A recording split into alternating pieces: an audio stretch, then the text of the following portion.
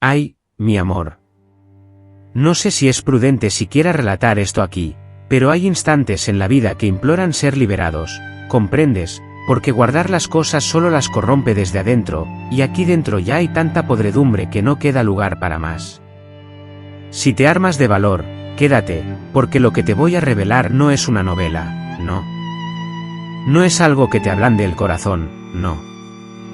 Es para dejarte un nudo en la garganta, porque así lo viví yo. Y te lo diré desde el principio, cuando aquella camioneta se detuvo frente a la casa, lo supe. Supe que era el principio del fin. Mi nombre es Cleonice Batista. Hoy cumplo 83 años. Nací y crecí en un rincón olvidado de Goiás, en un pueblo que solo quien vivió en el interior del país conoce. Esos lugares de polvo, sequía y plegarias, porque de ahí salí yo. Mi padre, el señor Osvaldo, era la encarnación de la vergüenza que un hombre puede ser. Pero nadie de afuera se atrevió a decirlo. En la ciudad, todos lo conocían como un hombre de palabra, trabajador y honesto, pero esa honestidad, querido mío, solo aplicaba a su maldad. En el interior de la casa, la realidad era muy distinta, tenía la costumbre de desaparecer con el dinero, dilapidándolo en juegos y dejándolo todo empapado de deudas. Cada vez que perdía en la mesa del bar, al llegar a casa se convertía en una bestia. Me escondía detrás del mueble de la cocina. Mi madre me acurrucaba en un rincón de la habitación, mientras que mis dos hermanos mayores fingían no ver nada. La casa era pequeña, construida de barro, con ese olor a humedad penetrando las paredes. Sobre la mesa, solo había comida cuando mamá conseguía vender algo o cobrar algún servicio a los vecinos. Vendía jabón, cosía, preparaba mermelada de papaya para subsistir, pero el dinero que ganaba mi padre se lo llevaba directo al bolsillo y al bar. Mi padre no nos golpeaba a diario, no, era peor, porque nunca sabíamos cuándo llegaría, vivíamos en constante temor. Un día, sin embargo, trajo una bolsa de harina y azúcar morena y dijo que nos amaba. Al día siguiente, mi padre, completamente ebrio, regresó a casa y amenazó con golpear a mi madre con una silla en la cabeza. A mis 7 u 8 años, yo ya conocía el peligro, el sonido de sus botas arrastrándose por el suelo era el preludio del caos. Pobre mi madre, María Antonia, con el alma destrozada antes de cumplir los 30. Se casó por obligación, como era la norma en ese entonces, y quedó embarazada muy joven, atrapada en esa vida y perdiendo su sonrisa demasiado pronto. Recuerdo que me susurraba, casi imperceptiblemente, hija, no hagas ruido, quédate quieta, si te escondes, estarás a salvo. Y así, aprendí a convertirme en sombra, pero el infierno solo empeoraría. Aproximadamente a mis 9 años, llegó una sequía devastadora. Los campos se quemaron, el ganado murió de hambre y aquellos que, como nosotros, no teníamos tierras propias, caímos en la miseria. Fue entonces cuando el agujero se transformó en un abismo.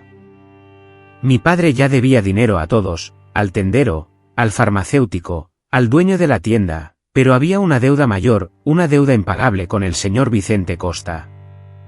Ah, ese nombre aún me provoca escalofríos, querida. Tu Vicente era el dueño de la mitad de ese pequeño pueblo, un granjero corpulento, con esos dedos gruesos y masculinos adornados con anillos de oro. Era el tipo que sonreía con la boca y con los ojos, como un animal y con el dinero prestado a quienes lo necesitaban. Se cobraba en el alma después. Mi padre fue a pedirle solo un préstamo, uno tras otro, para salir del paso. Cuando la deuda se convirtió en un monstruo, tu Vicente comenzó a venir a nuestra casa con esa sonrisa repugnante, mirándome de arriba abajo como quien escoge un pollo en la feria. Yo no entendí nada en ese momento, pero mi madre, ella sí lo entendió. Su miedo se hizo más grande. Vi cómo me jaló hacia ella y me colocó detrás de su espalda cuando el hombre llegó. La niña está creciendo, dijo, deslizando su asqueroso dedo por mi mejilla. Pronto será una joven hermosa. Mi padre, que no servía para nada, soltó una risita nerviosa. Está en una buena edad, ¿verdad, señor Vicente? Entonces el hombre, con una voz grave y pausada, sentenció: todo tiene su precio, Osvaldo. Absolutamente todo. Mi madre, presa de un terror palpable, comenzó a temblar violentamente, sin que yo entendiera el motivo. Las noches, que antes eran oscuras, se volvieron aún más sombrías y pesadas.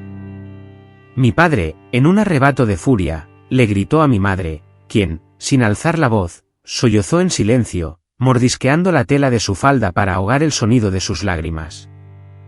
Mis hermanos, con el tiempo, habían seguido los pasos de su padre, empezando a beber a temprana edad, involucrándose en juegos de azar y desapareciendo de la casa durante días.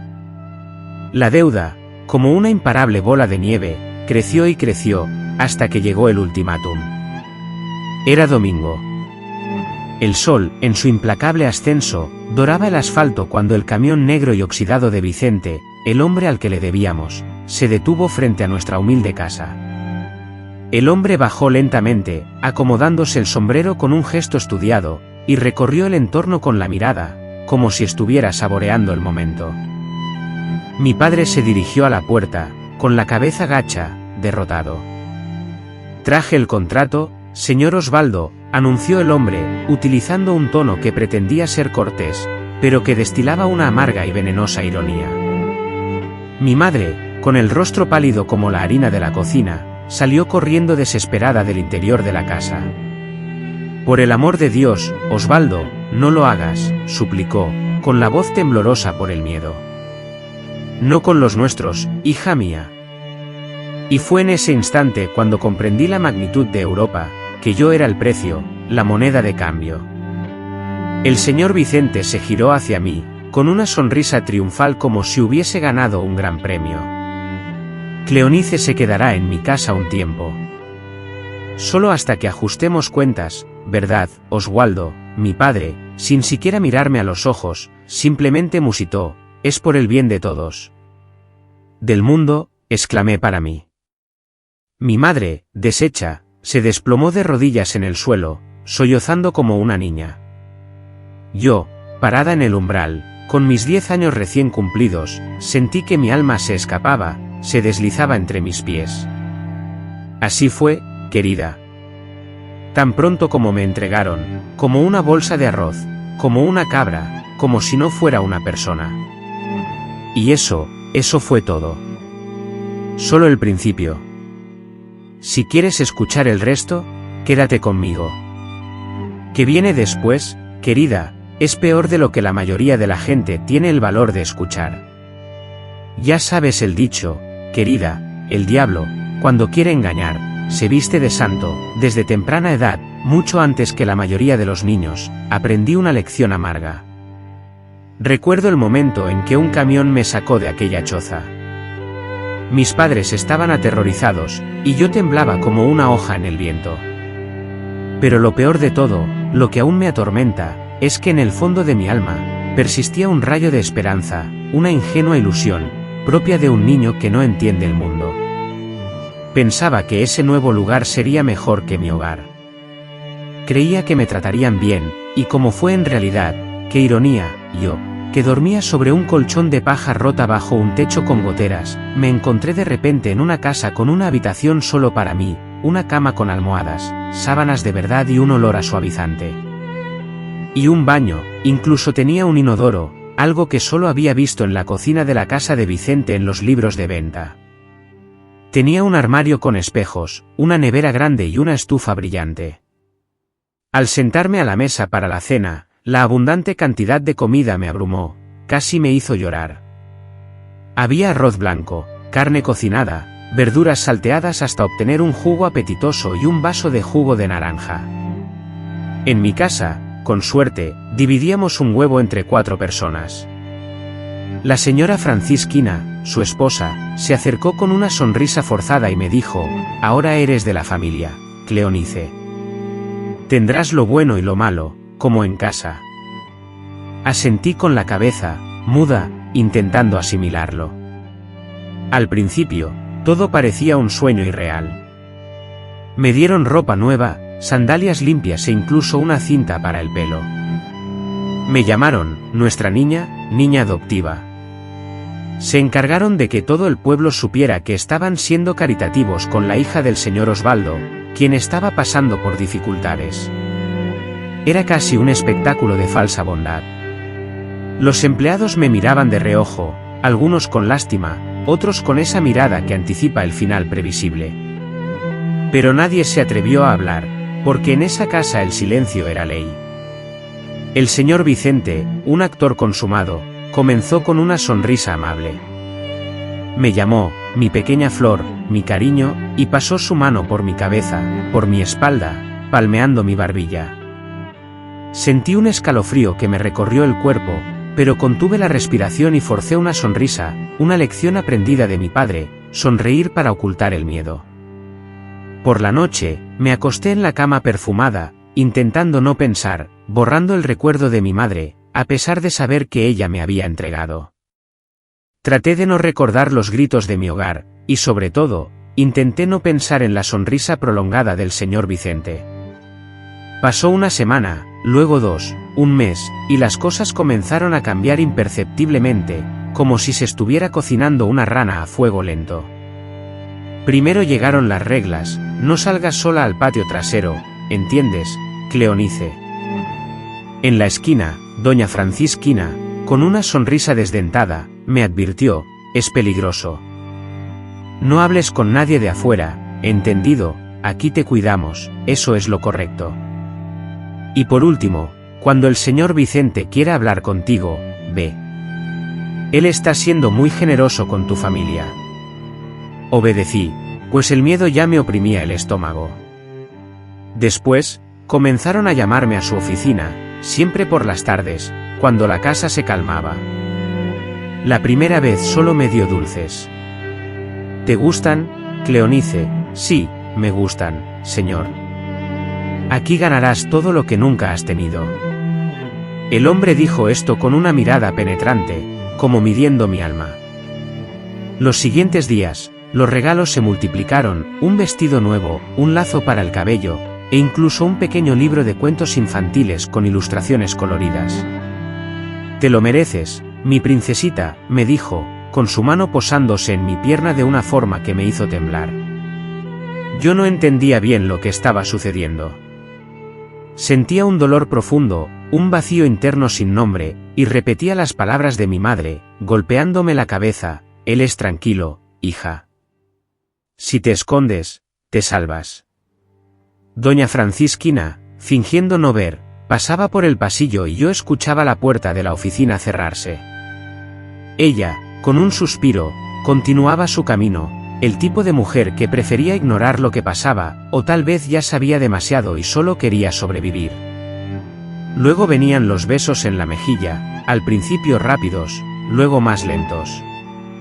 Su barba áspera me raspaba la piel delicada. Ah, mi pequeña flor. Qué bonita estás creciendo, susurraba con aliento dulce a cachaza. Empecé a temblar solo con oírlo. Cleonice, ven. 1 minuto a la oficina, me llamaba. El tiempo se hacía cada vez más pesado, y con cada visita me sentía más vulnerable. Sus manos se volvían más atrevidas, el contacto se prolongaba. Y yo, con 10 años, solo sabía una cosa, fingir. Fingir no sentir, fingir no entender, fingir que todo estaba bien.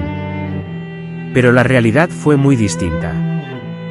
Un día, dentro de esa oficina, él cerró la puerta con llave, me examinó de arriba abajo con una mirada intensa y sudorosa, y entonces dijo, ahora te estás convirtiendo en una señorita.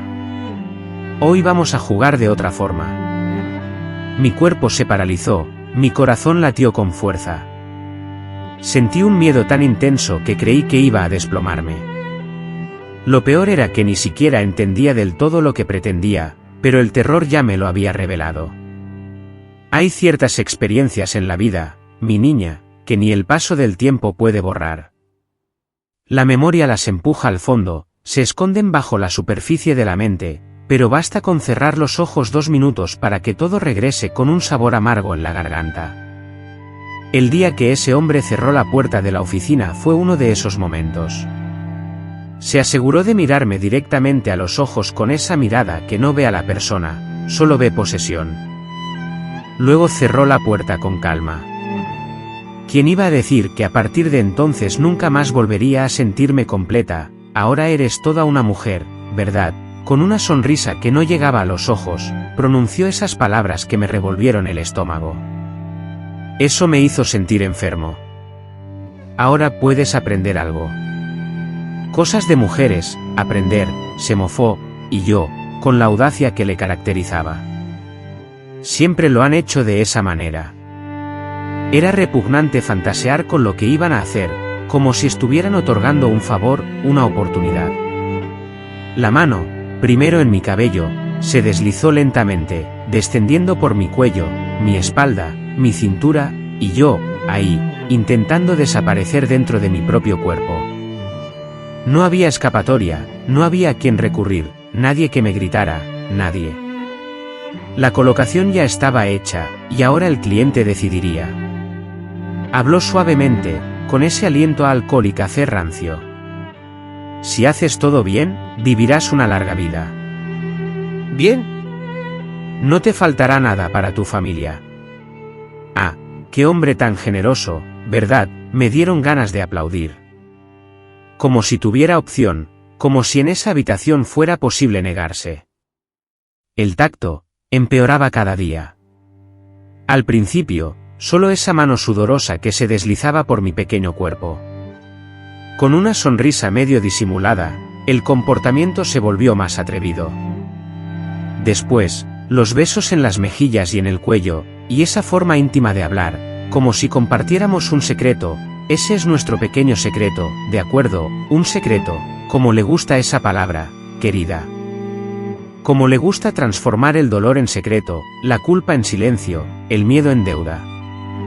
Cada vez que decía eso, yo sentía una necesidad desesperada de escapar de mi propia piel. Las visitas al consultorio se habían convertido en una rutina. Me llamó a última hora de la tarde, mientras la casa se vaciaba aún más. Cerré la puerta lentamente, arrastrando los pies. El afecto y la compañía de la gente se volvieron abrumadores. Aprendí desde muy joven que para sobrevivir había que mostrar una cara dura. No pude reaccionar, estaba paralizada. Lloré, incapaz de hacer nada. Era solo cuestión de resignarse a lo inevitable. Mientras tanto, en la casa, Francisquina, fingiendo ser ciega, actuaba su papel. Al pasar por el pasillo, escuché el sonido de la llave en la cerradura. Con un giro sutil en la cerradura, como si fuera la puerta de un armario, permaneció inmóvil. Aquí nadie tiene necesidades, gracias a Dios, les decía con orgullo a sus vecinos. Dios, en ese lugar, debería avergonzarse de escuchar su nombre asociado a la podredumbre de aquellos. Con el tiempo, ganó aún más confianza. Ya no le bastaba el escritorio. Comenzó a subir las escaleras cuando la casa se quedaba en silencio por la noche. Oía el crujido de la madera, el chirrido de la perilla, el aire se volvía denso. Sentado en el borde de la cama, siempre con la misma sonrisa, no tengas miedo, yo me encargaré de ti. Sí, lo hizo. Se encargó de arrancar el alma poco a poco. Yo, por dentro, me encogía, miraba al techo, contaba las grietas, intentaba viajar lejos. Le quitó la cabeza, pero el cuerpo se movía, y el pensamiento, el pensamiento. Aprendí a esconderme. Era lo único mío que quedaba. Las criadas observaron la escena en la esquina, algunas con compasión, otras únicamente por temor a perder su empleo. Nadie se atrevió a hablar, todos conocían la verdad, pero en el fondo el silencio resultaba más conveniente. En una ciudad pequeña, mi querido, un secreto corrompido se percibe a distancia, pero nadie se atreve a denunciar la podredumbre. Él la maltrataba cada vez más. Comenzó a impartirle lecciones de sumisión. Me mandaba llamar frente a los invitados para servir el café, ordenaba que me arreglara el cabello y sonriera con fuerza. Mira qué bien educada es la niña, comentó una dama de alta sociedad. Esa falsa educación era solo una capa de suciedad. Y yo, adiestrada como un animal de circo, sonreía porque la sonrisa me protegía. Lo peor no eran los golpes, ni el aliento a alcohol, ni siquiera el encierro, sino el chantaje. Si te atrevías a hablar, tu madre te reprocharía, tu padre pagará las consecuencias, perderá lo poco que tiene. Tus hermanos desaparecerán. Todo es tu culpa. Y yo lo creía.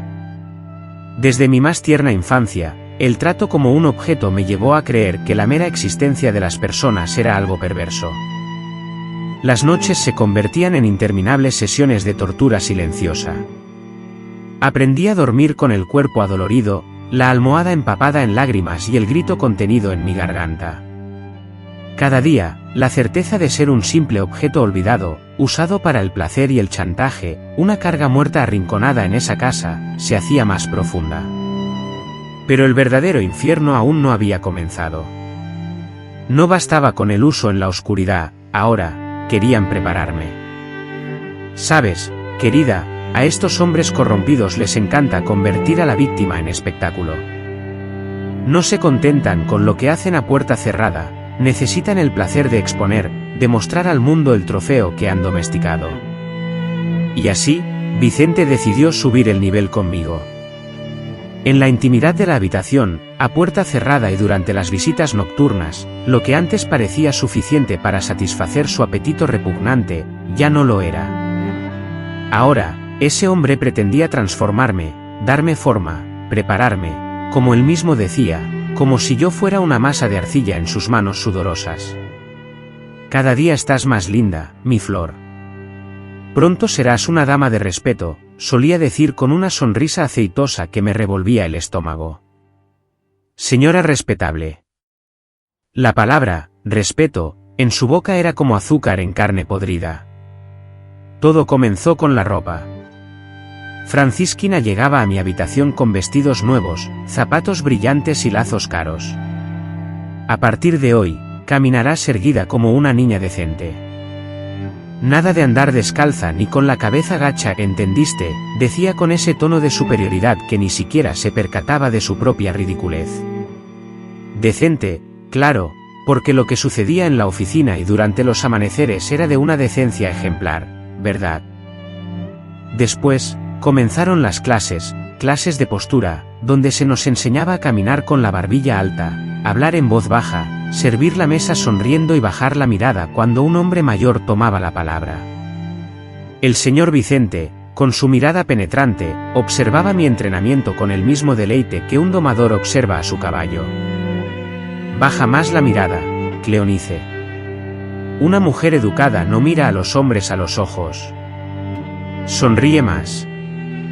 Pequeña flor, una mujer bella debe saber complacer. No cruces los brazos, parece un desafío, y una mujer no desafía a un hombre. Era un lavado de cerebro diario, un martilleo constante sobre algo que ya hacía de forma automática. Debía sentarme al borde de la silla, con las manos dobladas en el regazo, no cruzar las piernas, sonreír en el momento oportuno y callar de inmediato si se me indicaba. Todo se convirtió en un teatro, yo era la actriz perfecta, pero el papel era siempre el mismo, la muñeca obediente. Y las humillaciones se hicieron cada vez más frecuentes y sutiles. Él comenzó a presumir de mí. Recibí visitas en casa, y mi padre reunió a los amigos importantes de la ciudad. Esos despreciables agricultores, con sus manos sucias y sus miradas lascivas, me obligaron a desfilar con ropa nueva, como si fuera un animal premiado en la feria. Miren qué hermosa es nuestra pequeña niña, aprendiendo todo correctamente. Una verdadera jovencita con futuro, decía mi padre, hinchado de orgullo.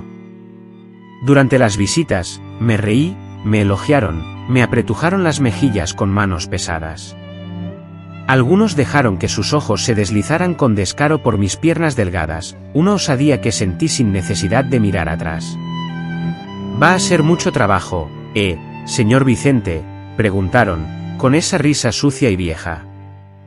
Por eso estoy aquí ahora, cuidándome desde temprana edad, y yo sonreía, siempre sonreía, porque cualquier otro gesto sería un castigo más tarde.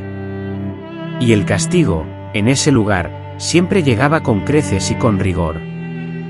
Doña Francisquina observaba a todos sentados con ese aire de quien preferiría estar muerto. No sé si era cobardía, miedo o simplemente que ya no tenía alma para luchar por nadie. Lo único que sé es que él nunca me defendió. Siempre debías obedecer, niña. Cuanto más obediente fueras, menos problemas tendrías. Murmuraba en mi oído, como si me diera un consejo, la abuela. Eso era todo, querida. Ahí estaba la lógica, haz lo que te digan, y tal vez evitarás más sufrimiento. Quizás. Con el tiempo, Vicente comenzó a probar los límites de lo que podía hacer delante de los demás. Una vez, durante la cena, me obligó a sentarme en su regazo, allí mismo, en la mesa, llena de invitados.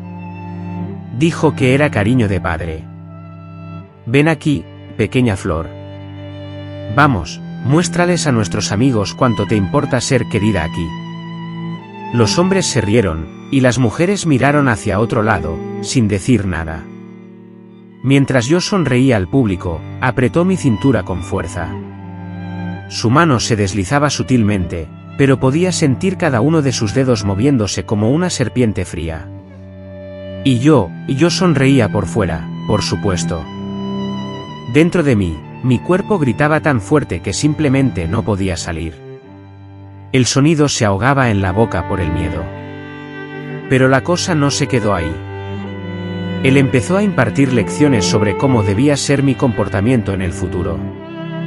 Me adoctrinó sobre cómo, al casarme, sabría servir a mi marido de la manera correcta.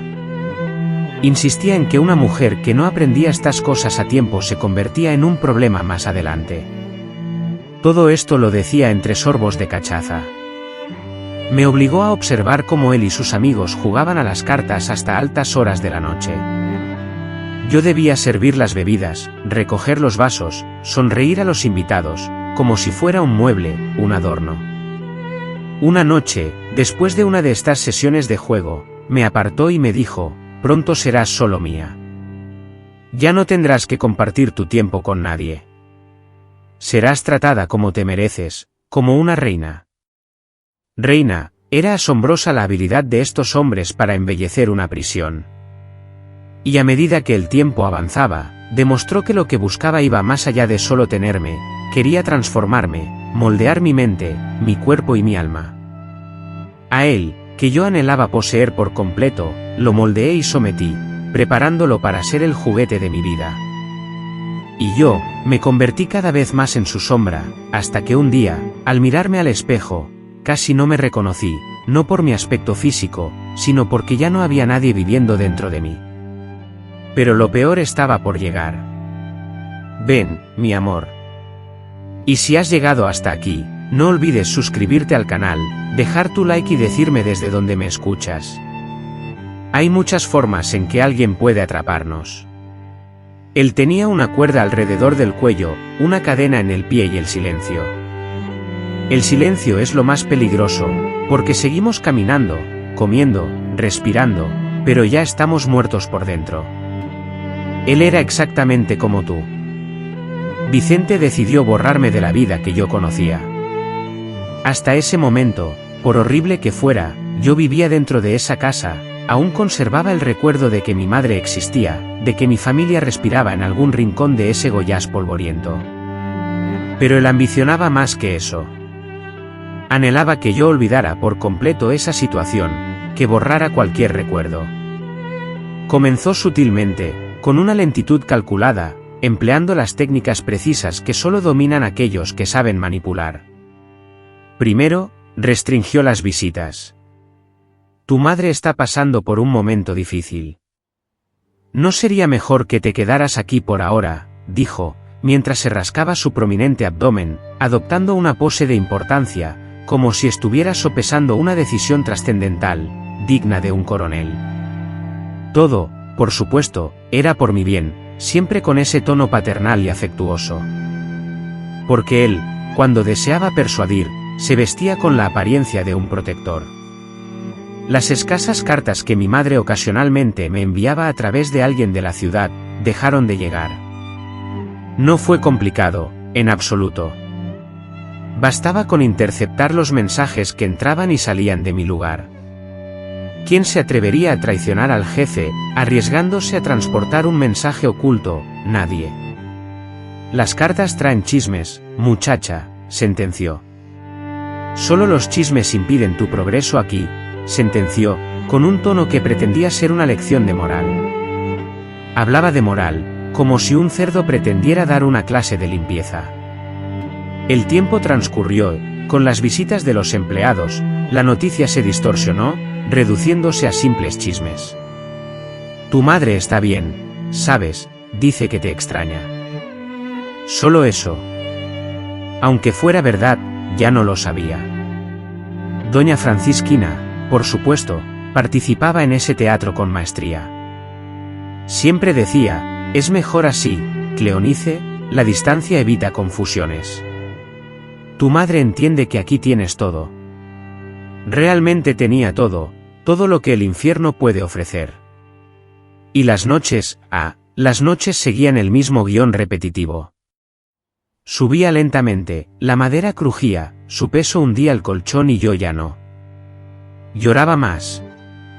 ¿Por qué iba a llorar? Había aprendido a convertirme en piedra. Pero, querida, él no solo quería mi cuerpo, eso era lo de menos. Quería mi mente. Quiso borrar incluso mi historia. No dejaba de darle vueltas al asunto en casa, sintiendo que allí, en ese mismo lugar, estaba sufriendo. Esta es tu casa, dijo, frotándose las manos ásperas sobre su rostro en un gesto que combinaba desprecio y autoridad. Mi casa. El hogar es como el árbol que echa raíces en la orilla del río, mientras que yo solo era la pequeña planta sembrada en su lodazal. Para colmar la situación, sugirió que debería ser más diligente en las tareas femeninas. Una mujer debe saber cuidar de la casa, cocinar, coser, atender a las visitas, dijo con una sonrisa amable. Pasé horas cosiendo la ropa de la niña, planchando con esmero la cálida ropa de cama de lino y lustrando la plata antigua, mientras él y sus amigos jugaban a las cartas en el balcón. Sus inseparables amigos, siempre los mismos, con las mismas caras grasientas y los mismos ojos repugnantes, examinándome de arriba abajo mientras yo subía y bajaba llevando el café. Esta muchacha se está volviendo un lujo, ¿verdad, señor Vincent?, comentó uno de ellos. Lo estoy protegiendo con esmero, sonrió suavemente, con una sonrisa que apenas se insinuaba en la comisura de sus labios, como quien ya se imagina el festín servido. Y yo, ahí, con una sonrisa forzada, muriendo por dentro al mirarlo, porque esa sonrisa, querida, era mi armadura. Mientras yo sonreía, él debió pensar que aún me mantenía a raya, pero en lo más profundo de mí, algo empezaba a hervir, un deseo incontenible de gritar, aunque aún no tuviera el valor para hacerlo. Pero estaba ensayando, lo sentía. Él, sin embargo, se dio cuenta. Lo supe, sí. Y, para reafirmar su dominio, la amenaza se intensificó. Si te atreves a inventar algo, a intentar resolver la situación, a soñar con escapar, tu familia pagará las consecuencias, y ni siquiera habrá lugar para el luto. El mensaje fue pronunciado en voz baja, cerca de mi oído, un susurro tan frío que se sintió como hielo penetrando en mi carne.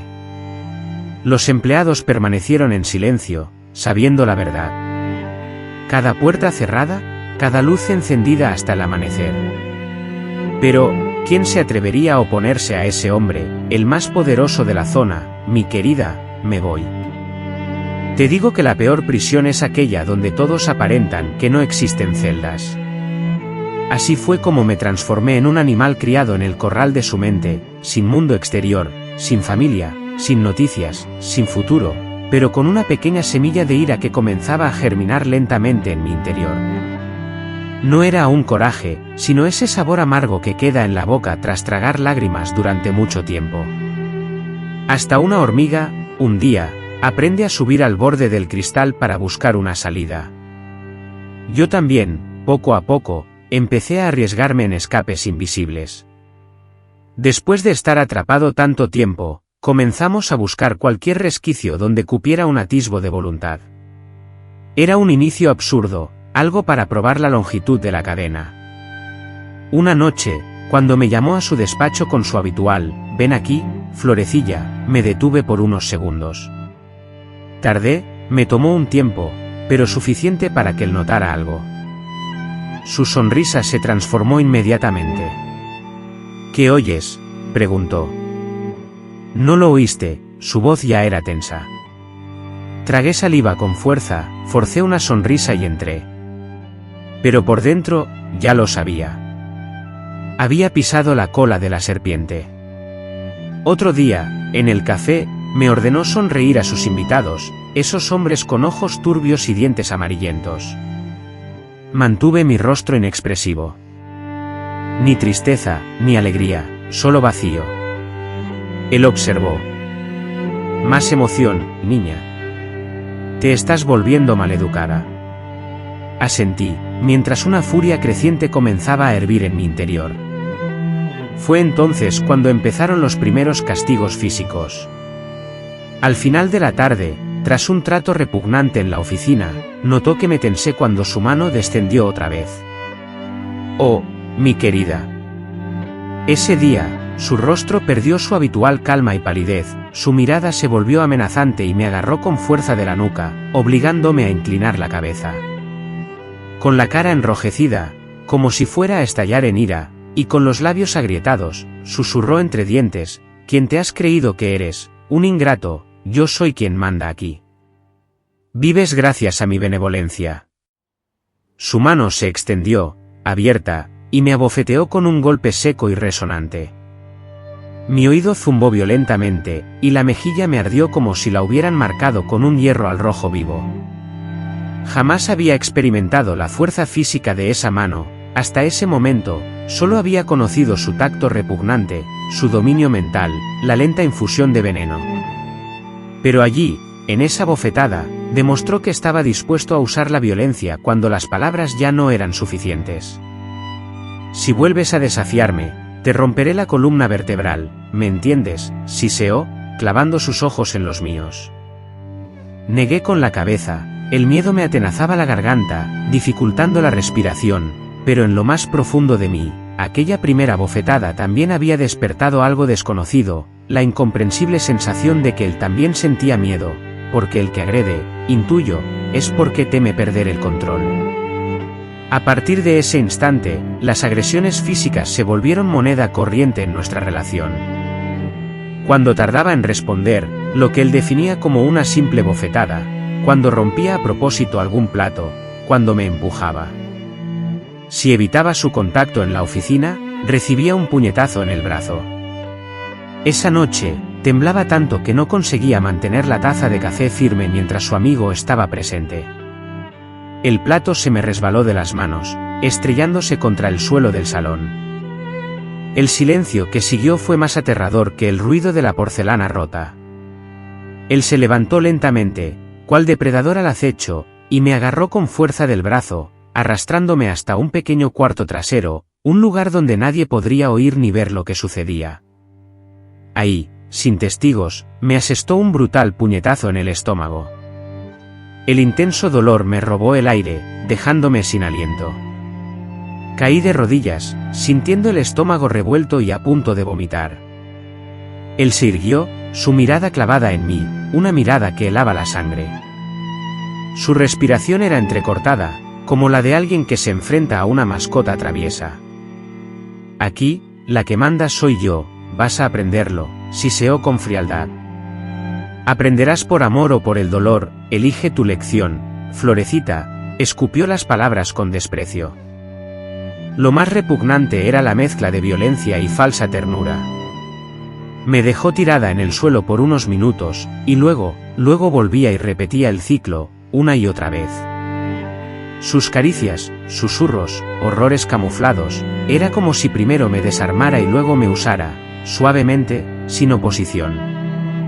Y ahora, la señora Francisquina también había comenzado a participar en el juego, no por compasión hacia mí, sino porque el veneno de los celos se le había atragantado en la garganta.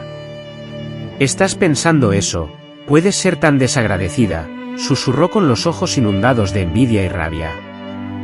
Tú solo sigues con vida gracias a su bondad. Hay muchas chicas que anhelarían mi posición, ¿comprendes? Observa la podredumbre mental, mi amor. Quieres que sienta gratitud por haber sido usada, violada y derrotada. Lo más cruel es que, exteriormente, yo, mantenía una sonrisa, porque era sonreír o sucumbir, pero por dentro, la ira crecía. Aún no sabía cómo ni cuándo, pero algún día esa ira se manifestaría. Hay quienes nacen con el talento de vender la tragedia envuelta en un lazo hermoso. Tu Vicente era uno de ellos. Sabía cómo convertir la desgracia en un proyecto de vida. Era experto en encubrir el infierno con palabras dulces, como si ofreciera azúcar al borde del veneno. Después de dominarme, utilizarme y domesticarme, decidió que era hora de darme un futuro. Ese único futuro que tanto planeó en noches oscuras, mientras bebía aguardiente con sus amigos de la granja. Ya estás en el punto, Flor, comenzó en una tarde en que el sol se sentía más cálido, impulsado únicamente por la furia. Es momento de considerar tus siguientes pasos en la vida. Oh, mira qué amable. Ahora quería decidir mi futuro. Solo miré al suelo porque mirarlo a los ojos era como firmar una sentencia de dolor. Su discurso ya estaba ensayado. Ya podía anticiparlo. No creo que te quedes así para siempre. Una chica como tú necesita un hombre, en serio, alguien confiable. Hombre serio, confianza. Escupió esas palabras como si masticara papel mojado. Él, entonces, soltó la bomba. Estás hablando con Antonio Márquez. Buena gente, trabajador, respetado, viudo, con buena posición, se encargará de ti. Bien por ti. Me congelé por dentro una vez más. Ahora, de nuevo, como si mi vida fuera un plato en la mesa y el camarero decidiendo quién se comería el resto. Este Antonio Márquez, uno de los socios de su negocio, viudo reciente, había perdido a su esposa en el último parto. Una cabra con cara hosca y barriga hinchada de cachaza, con bigote y ojos sucios. El niño, pequeño en comparación con una mujer, pesa lo mismo que un saco de harina. Esto será beneficioso para todos. Él necesita compañía. Usted será bien tratada. Ah, sí. Compañía, como la compañía de un canario enjaulado, sirve para adornar con su canto y obediencia. Pero yo no reaccioné. No era el momento. Esta noticia me llegó como un cuchillo sin filo. Si intentas oponerte, el primer corte solo empeora las cosas. La señora Francisquina, que hasta entonces había permanecido siempre en un rincón como una sombra sombría, esta vez decidió soltar su veneno. Es un regalo que te están dando, niña. Una mujer sola no tiene futuro. Disfruta, sé agradecida. Gracias, mi querida. En ese instante, mi deseo era agradecerle con una silla en la cabeza, pero sonreí, porque sonreír aún era mi única defensa. En los días siguientes, el infierno subió de intensidad. Comenzaron los preparativos como si se tratara de una boda de princesa. Enviaron una costurera de la ciudad. El vecino, observando la situación, hizo mediciones. Compraron telas importadas de una línea brillante para confeccionar un par de zapatos nuevos. Estos zapatos llegaron en el vagón directamente desde el almacén principal. Las otras mujeres del pueblo, con sus cojeras, caminaban emocionadas, como si se tratara de una historia fascinante. La muchacha de la granja de Vicente se casará con el señor Marqués. ¿Ves qué afortunada es, verdad, pasar de ser protegida a esposa de un hombre respetado? ¿Respetado por quién?, pregunté yo. Por los buitres. Dentro de casa, la presión se intensificó. Ya no podía dar un solo paso sola. Toda mi rutina se transformó en un entrenamiento para ser una buena esposa, aprender a coser y bordar adecuadamente, colocar la mesa con cubiertos relucientes, sonreír al visitante, inclinar la cabeza en el momento preciso. Incluso el camino hacia la marcha estaba vigilado. No te demores, Cleonice. Mujer respetada, camina con cuidado. Yo, mi querido, solo quería correr descalza en el barro del bosque, pero las corrientes, las fuerzas invisibles, son las peores. Y, como era costumbre, él continuaba entrando en mi habitación. Ahora, tras haberle despedido, me decía, disfrútalo, Flor, mientras puedas. Pronto habrá otro hombre que te mantenga. Pero hasta entonces, soy yo. En esas noches, cuando mi cuerpo se tensaba por el miedo, llegaban las bofetadas, los agarrones en el brazo, el susurro amenazante con la ira pegada a mi oído: si te atreves a hacer algo mal otra vez, te arrancaré la piel. Eres mía, siempre lo has sido. Mi cuerpo ya conocía ese guión, era como una obra teatral podrida que se repetía cada día. Pero lo que él no percibía era que mientras me golpeaba, mientras me lastimaba, mientras me obligaba a sonreír, algo más estaba creciendo dentro de mí. Ya no era solo ira, ahora era odio. Odio hacia ese hombre, odio hacia la señora Francisquina, odio hacia toda la ciudad que se regocijaba con mi desgracia. Odio a todos aquellos que sabían y apartaban la mirada para no perder su comodidad. A pesar de mi cautiverio constante, ella, a diferencia de mí, ya no estaba sometida. Empecé a memorizar la ubicación donde guardaba las llaves, observando meticulosamente el horario de los empleados. Noté cuando el vigilante se quedaba dormido cerca del granero, y cada pequeño detalle se transformaba en un mapa dentro de mi mente. Porque, mi querida, cuando el animal herido no puede gritar, planea, mi amada, nacida mujer en ese Brasil de los años 50, con su sabor amargo. El matrimonio no era amor, sino un negocio, y en mi caso, un negocio sucio, con olor a establo, sudor de vaquero y la risa del coronel. Tu Vicente decidió que era el momento de presentarme oficialmente ante el pueblo. Ya no bastaban los susurros en las sombras, ahora quería el espectáculo completo. La única fiesta de compromiso se transformaría en un circo en la ciudad. Será hermoso, Flor. Una gran fiesta, mucha gente, carne asada, un acordeonista, vino importado. Todos verán lo perfecta que eres. Entregó la comunicación con una sonrisa untuosa, propia de quien ya saborea las ganancias antes de cerrar el trato. La granja, transformada en un escenario improvisado, había visto a los cocineros trabajar sin descanso durante días, preparando cerdos enteros, pollos asados, farofa y mermelada de calabaza. Las costureras me confeccionaron vestidos nuevos, e incluso uno para la señora Francisquina, quien, por cierto, parecía hervir de envidia mientras supervisaba el dobladillo de mi ropa. Vístete apropiadamente, niña. No vayas a avergonzarme delante de esos otros, gruñó, tirando de la tela con fuerza hasta que me rozó la piel con su uña, haciéndome sentir su hostilidad subyacente. Así era, todo ese despliegue de amabilidad era solo una fachada. Ese día, toda la ciudad se congregó. Carretas y caballos estacionados en el patio, mujeres con vestidos llamativos, hombres con trajes almidonados y sombreros, niños correteando en medio del polvo rojizo que se levantaba del camino de tierra. Antonio Márquez, mi futuro marido, llegó temprano. Con una chaqueta gastada, pero con la actitud orgullosa de quien sabe que posee algo valioso, como un viudo acaudalado, terrateniente y ganadero, al menos ante los ojos de los demás. Buenas tardes, mi amor, dijo, intentando una sonrisa que se asemejaba más a un gruñido. Ya falta poco para que vengas a mi casa para siempre. Y yo sonreí, una sonrisa que parecía ofrecer un plato exquisito, aunque por dentro la comida estuviera podrida, porque sonreír era mi último recurso de supervivencia. El salón improvisado se iba llenando, con los invitados que cojeaban al caminar. Mira qué bonito quedó, ¿qué dirías?, comentó alguien. La hija adoptiva del señor Vicente, ahora sería la esposa de Sen, el marqués.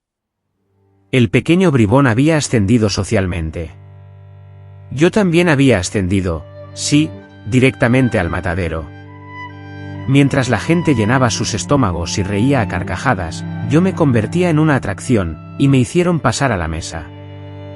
Con la mesa rebosante, sirviendo vino y pastel, me comportaba como una sirvienta de lujo, mientras todos sonreían, me tocaban el hombro y me halagaban como si estuvieran evaluando a un caballo gordo antes de la subasta.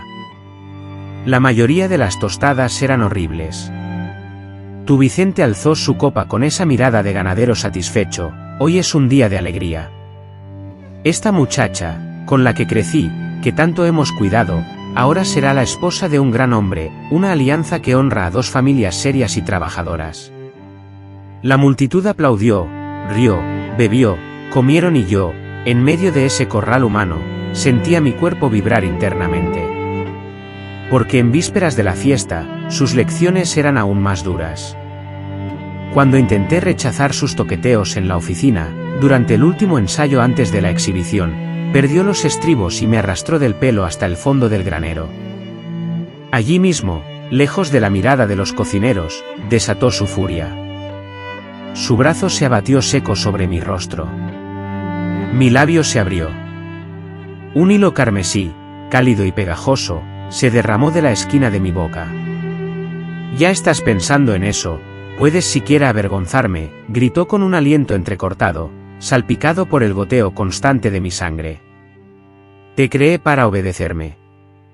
Para obedecerle, y después, a mí.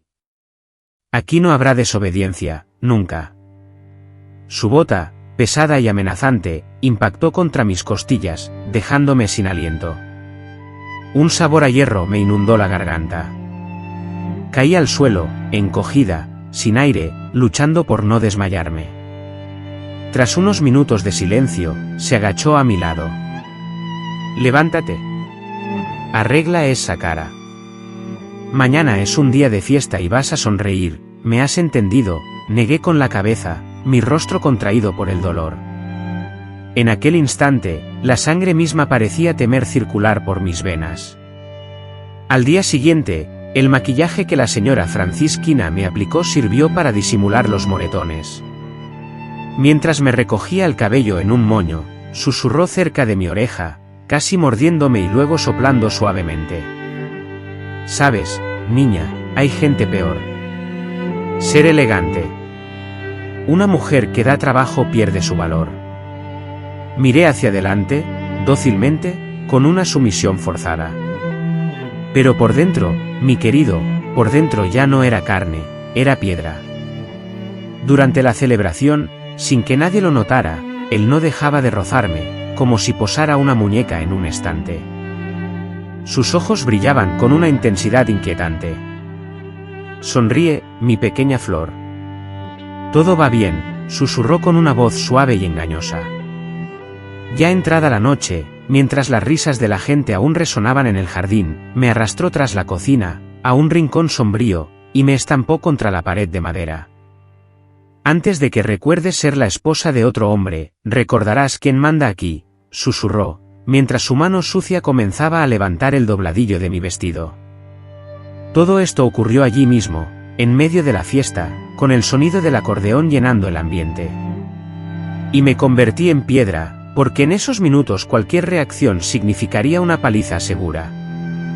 Al terminar, se ajustó el pantalón y sonrió. «Ahora puedes volver a la fiesta. Date prisa, antes de que sospechen», me dijo. Regresé. Volví al salón, con el vestido deshecho, el cuerpo magullado, el estómago revuelto y una sonrisa forzada en el rostro. Las miradas de las mujeres, unas llenas de una lástima avergonzada, otras veladas con envidia, me juzgaban en silencio. Nadie pronunció una palabra, nadie osó romper el silencio. Pero, querida, sentí que mi fortaleza interior, antes una línea fina, empezaba a afilarse como un cuchillo. «Oh, mi amor, el problema de todo verdugo es que, al oler a la presa que intenta escapar, no se apiada, sino que redobla sus esfuerzos. La idea de perder el control convierte a estos hombres en bestias salvajes acorraladas». Después de aquella celebración nauseabunda, impregnada de la peste de la hipocresía y el licor barato, se concretó la boda. Tenía fecha, un novio designado, una lista de invitados. «El mes que viene ya estarás en otro hogar, Florcina», anunció Vicente con su sonrisa siniestra, preludio de la desgracia. Pero en mi interior, el miedo puro se había transformado. Ya no era eso lo que sentía. Era algo más, un odio denso y abrasador, que me hacía analizar cada detalle a mi alrededor como una posible vía de escape. La rutina de la casa se volvió aún más opresiva. Me despertaba antes de que el sol asomara, y la jornada comenzaba con la limpieza, la cocina, el servicio del café, todo ello bajo la constante y vigilante mirada de Francisquina, la propietaria, que ahora parecía disfrutar viéndome ahogarme en trabajo. «Disfruta, muchacha, es tu última temporada de doncella», murmuraba con voz áspera mientras se ajustaba el corsé con una mueca que parecía destinada a lastimarme, justo cuando me vestía. «Pronto serás una mujer de verdad. Y una mujer de verdad no se queja». Solo me tragaba el asco, ya era una experta en esa práctica. Comencé a observar cada movimiento de los empleados.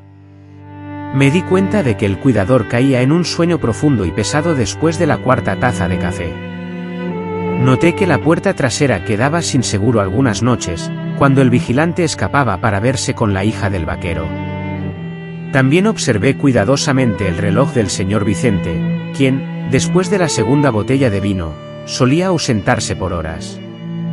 Esa fue la información clave. Estaba trazando mi propio mapa de guerra. Pero, por supuesto, él también lo notó. El viejo verdugo olía la resistencia en el ambiente. «Estás actuando de forma extraña, Cleonice», me dijo. Una noche, después de la cena, me agarró con fuerza del brazo y me advirtió que no olvidara mi lugar. Me quedé en silencio, pero él no se detuvo.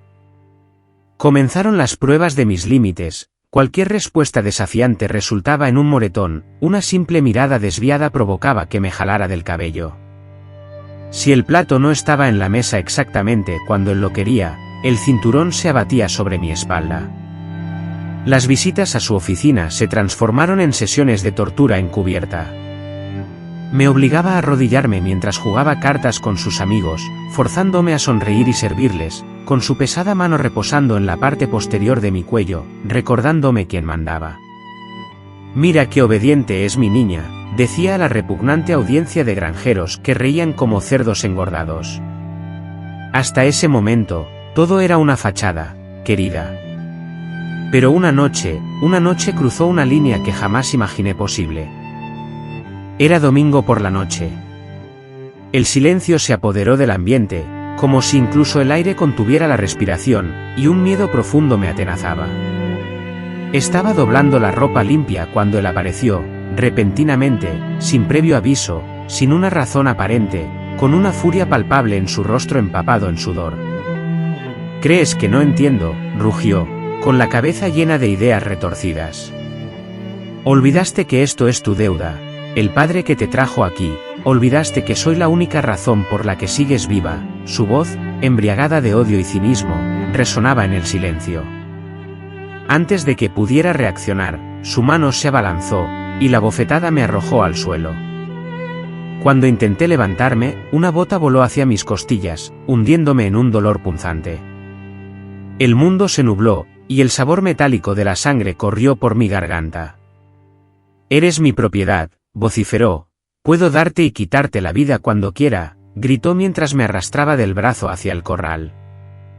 Allí, lejos de la mirada de los empleados, solo con el ganado como testigo, me derribó con fuerza al suelo.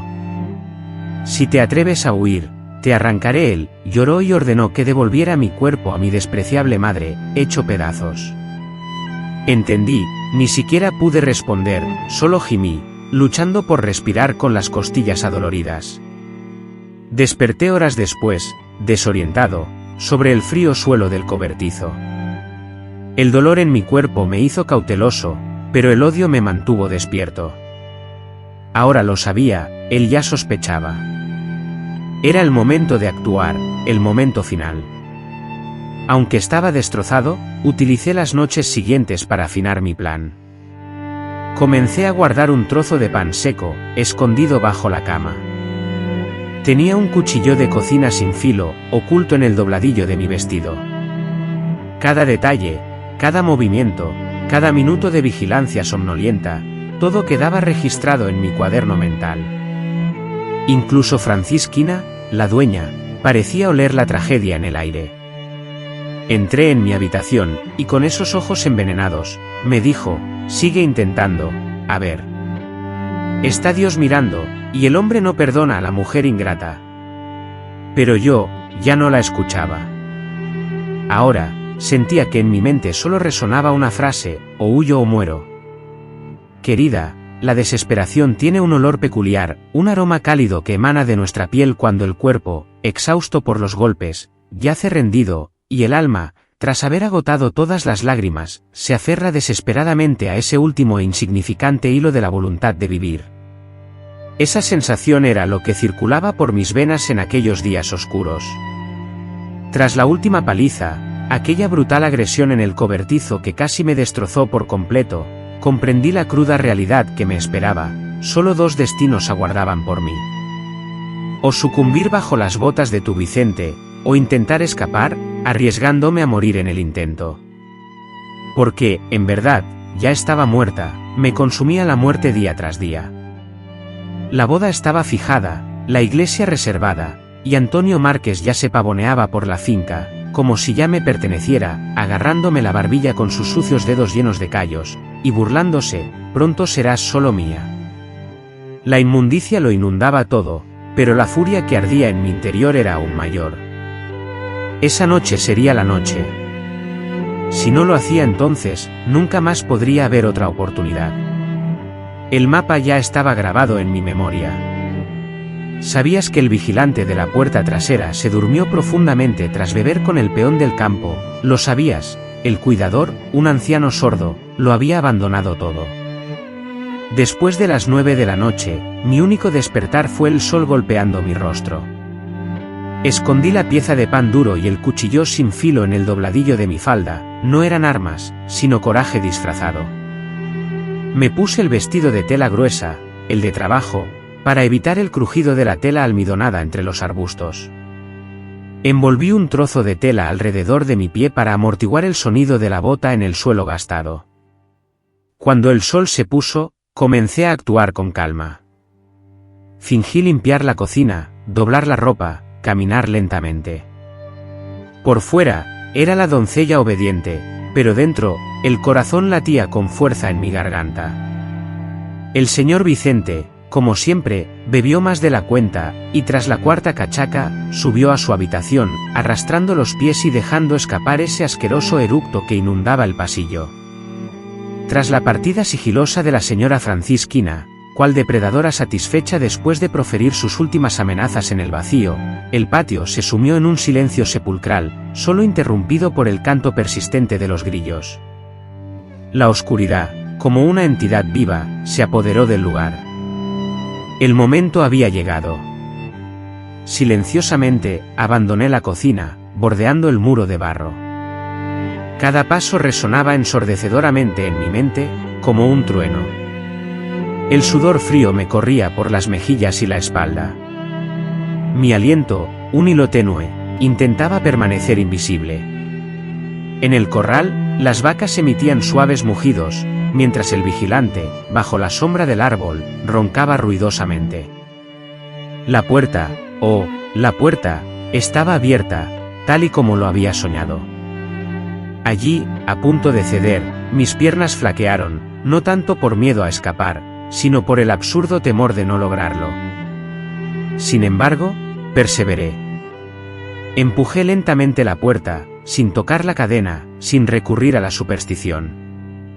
Atravesé el maizal, la hierba alta rozando mis rodillas. Finalmente, el espeso matorral en la parte trasera de la finca me engulló.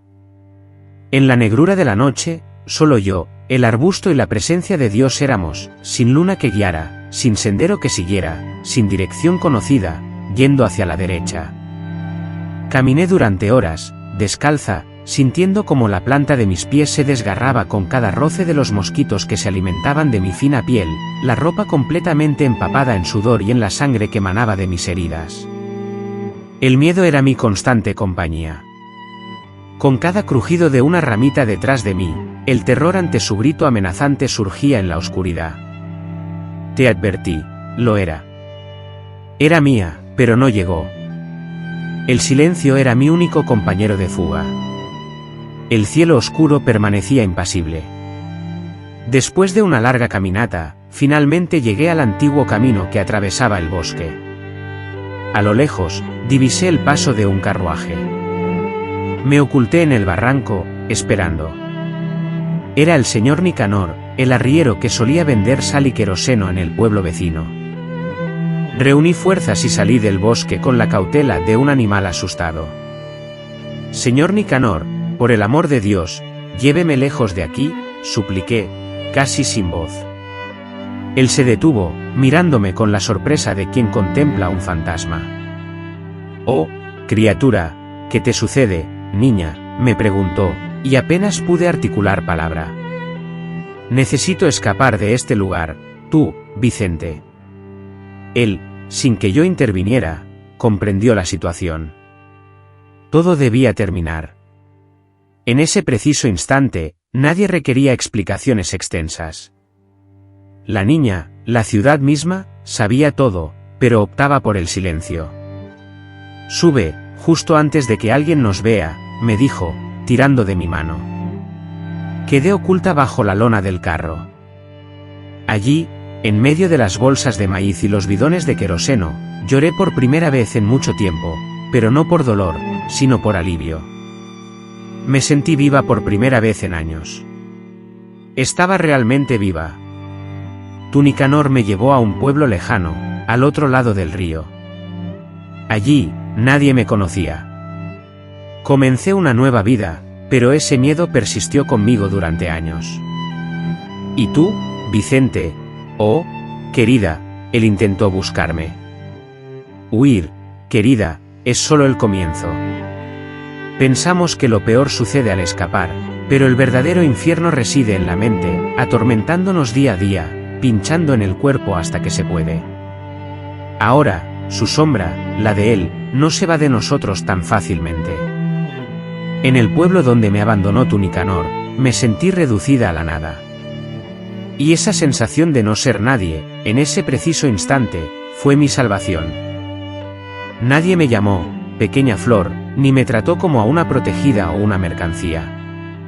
Solo era una muchacha más, delgada y con el rostro marcado por la vida, que llegó con la ropa empapada y la mirada desconfiada. Nicanor, en su infinita sabiduría, me encontró un rincón en el cobertizo de su prima lejana, la señora Palmira, una mujer de pocas palabras pero con un corazón duro, justo en la medida necesaria. No quiero saber nada del pasado, niña. Aquí funciona quien quiere vivir, me dijo mientras me arrojaba un trapo viejo para ayudarme a asearme. Gracias, señora Palmira, respondí con voz débil, pero con el alma llena de gratitud.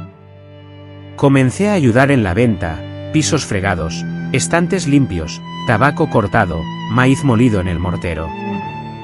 Fuerza no me faltaba, querida, porque quien ha recibido muchos golpes aprende a trabajar con el cuerpo doblado.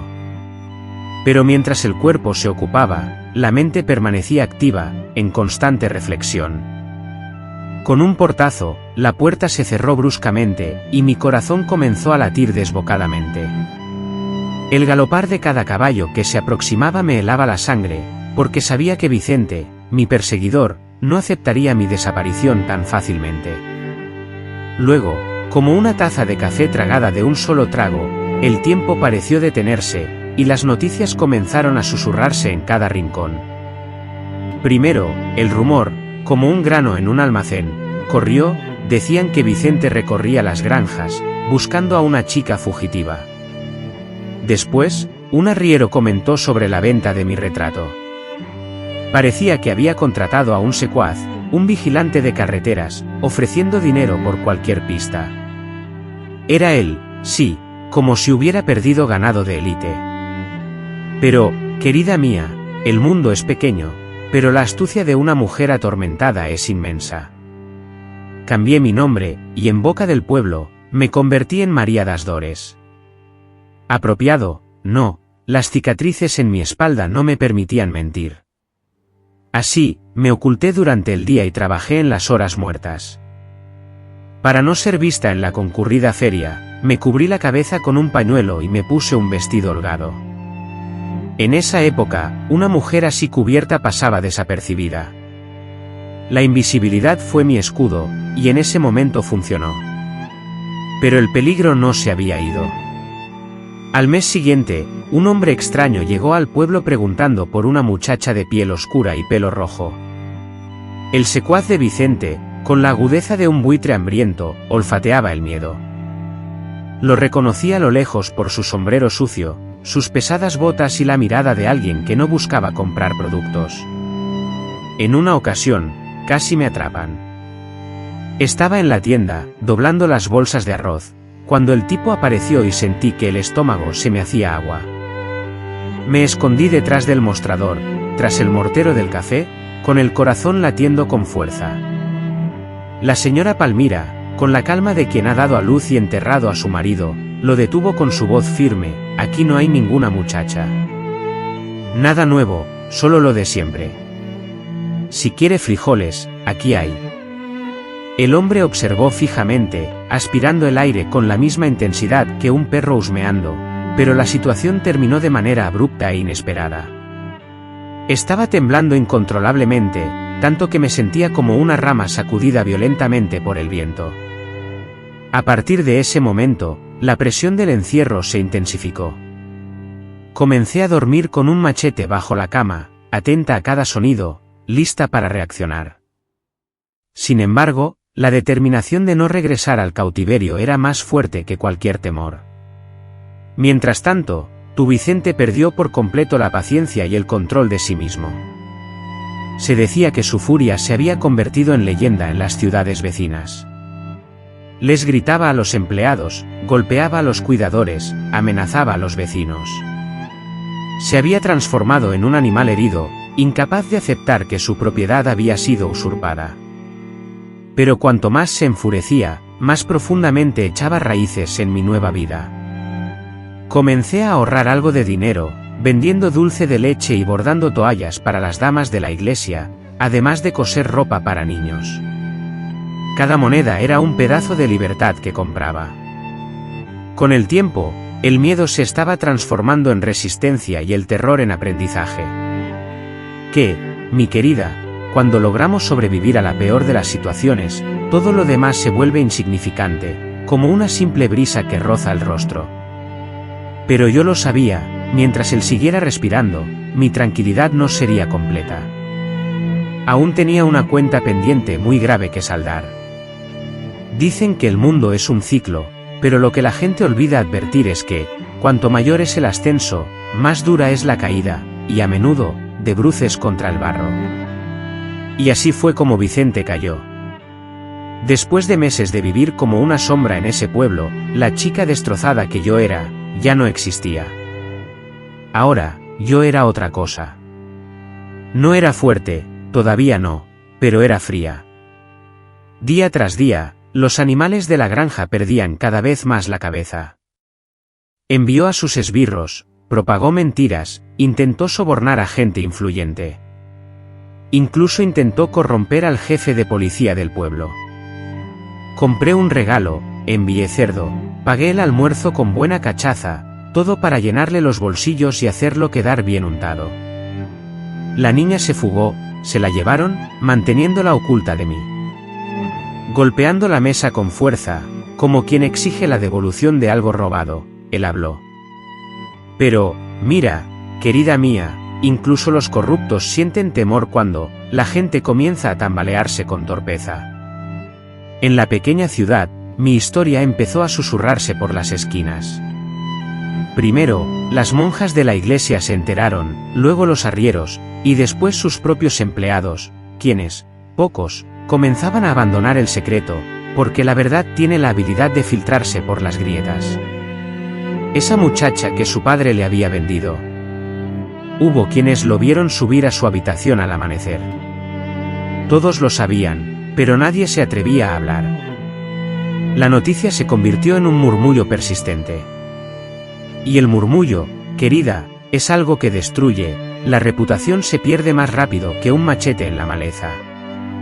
Fue entonces cuando el señor Manuel Batista, un abogado viejo y seco, de esos que ya lo han visto todo en la vida, entró en escena. Un día, en la tienda de doña Palmira, me arrinconó. «Muchacha, sé quién eres». Yo entendía lo que ese hombre estaba diciendo, él era el culpable. En ese instante, sentí un escalofrío recorrer mi cuerpo. «No hay razón para tener miedo», añadió. «Estoy harto de ver al coronel creyéndose dueño y señor de esta tierra. Es hora de que uno de ellos caiga». Por primera vez, alguien me llamó, niña, sin veneno en su voz. Temblaba, no por miedo, sino al escuchar por primera vez que no estaba sola. Él fue quien inició el proceso. Los testigos comenzaron a ser buscados uno por uno. Algunos antiguos empleados del coronel, que habían sido expulsados de la finca, se atrevieron a hablar. Incluso su propio Nicanor, que me había ayudado a escapar, accedió a contar lo que sabía. Los beatos de la iglesia, aquellos que antes torcían el gesto, ahora hablaban en nombre de Dios, exigiendo justicia. Porque cuando la corrupción desborda, hasta aquellos que fingieron no ver se rebelan. El delegado, al comprender que todo el pueblo conocía ya la podredumbre, no quiso quemarse. Se vio obligado a abrir la investigación. El señor Vicente, acusado, testificará en su defensa. Oh, mi querido, el día del juicio, su rostro exhibía una expresión que resultaba impactante a la vista. Sus mejillas enrojecidas, empapadas en sudor, y su cuello robusto, intentando adoptar una postura de hombre fuerte, parecían una burla. «Todo es mentira, oficial», declaró, «una invención de gente malvada. Esta chica fue criada como una hija, con todos los cuidados, solo huyó porque fue seducida por malas influencias». Pero la evidencia comenzó a acumularse, testimonios, informes, la historia de las palizas, los relatos de las criadas que veían las puertas cerrarse por la noche. Incluso la señora Francisquina, con la cola atascada en el asunto, fue citada a declarar. Fingió llorar, intentó mostrarse inocente. «Yo no sabía nada, siempre confié en mi marido», balbuceó. «Oh, pobrecita, lo único que faltaba era una función teatral para entretener a la audiencia». Tu Vicente, acorralado, se dio cuenta de que el cerco se cerraba. Intentó sobornar de nuevo, intentó amenazar, pero esta vez no había escapatoria. El día del arresto, fui a la comisaría. No tenía por qué ir, pero fui. Quería ver. Anhelaba encararlo, mirarlo fijamente a los ojos, justo cuando la autoridad, por fin, le colocaba las esposas en ese brazo que tantas veces me había golpeado. Al verme, intentó mantener la compostura, la de un coronel. «Esto no se quedará así, eres un ingrato», vociferó. Pero sus ojos, ¡ay!, sus ojos ya no mostraban el brillo de la autoridad, la prepotencia, ahora solo reflejaban miedo. «Sí, así será», respondí con firmeza, «exactamente así. Y si Dios es justo, señor, se pudrirá donde merece». Lo condujeron a la cárcel del pueblo, la más cercana, porque en esa comunidad decente no había celdas con teléfonos celulares. Su nombre, antes pronunciado con respeto, se transformó en un susurro de vergüenza en los patios. Jamás volvió a salir de allí. Aquella fue la primera noche en muchos años que dormí con el pecho ligero. Oh, mi querido, y aquí estoy, con 83 años. Y cuando echo la vista atrás, me pregunto cómo un cuerpo puede soportar tanto peso durante tanto tiempo sin desmoronarse. Pero espera, nosotros esperamos, porque a veces vivir no es, la fuerza es la terquedad. Después de que arrestaron al hombre, por fin sentí que la pesada carga que me oprimía se desvanecía. Era como si otra persona habitara en mí, pero solo lo parecía, porque la realidad del infierno vivido perdura, el olor a sufrimiento se impregnó en mi piel.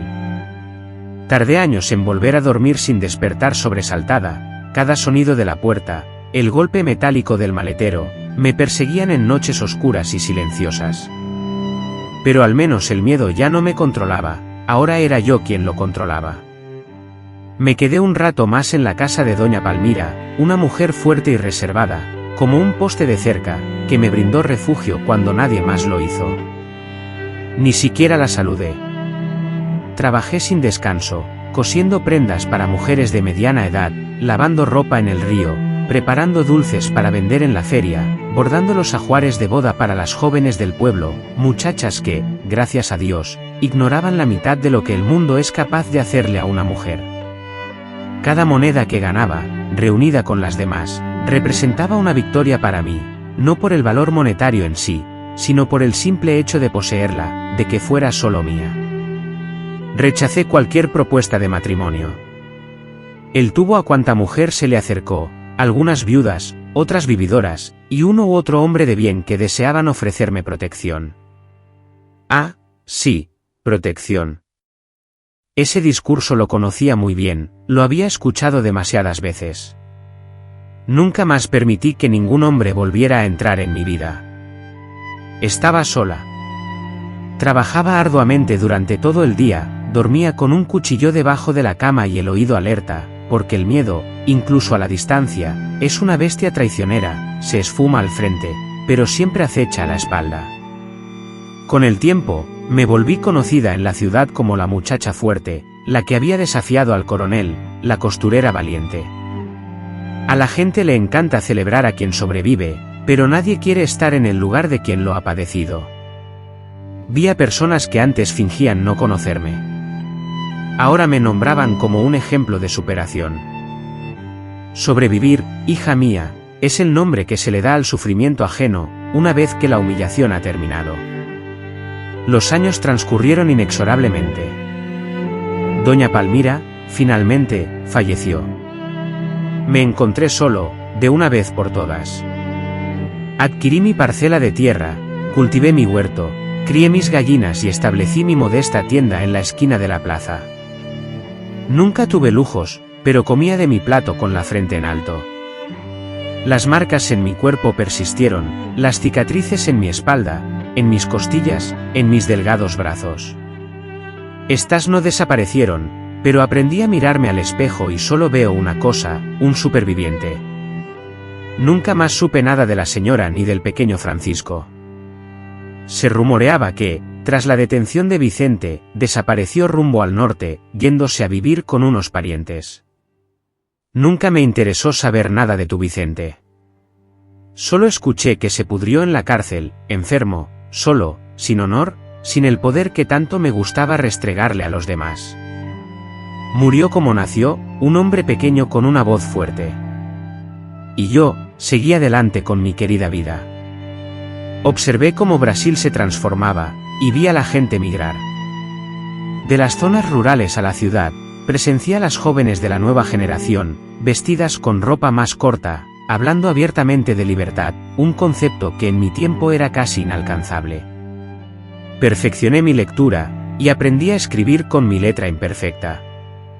Nunca fui una persona de gran educación formal, pero nunca más dependí de nadie.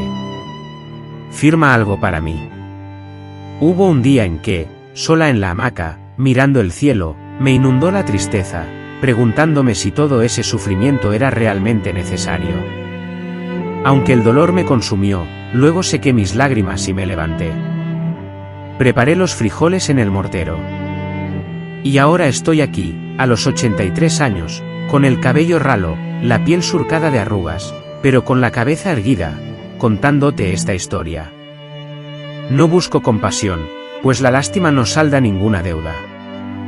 Lo relato porque es necesario que se sepa, que estas cosas suceden. Ocurrió ayer, sucede hoy.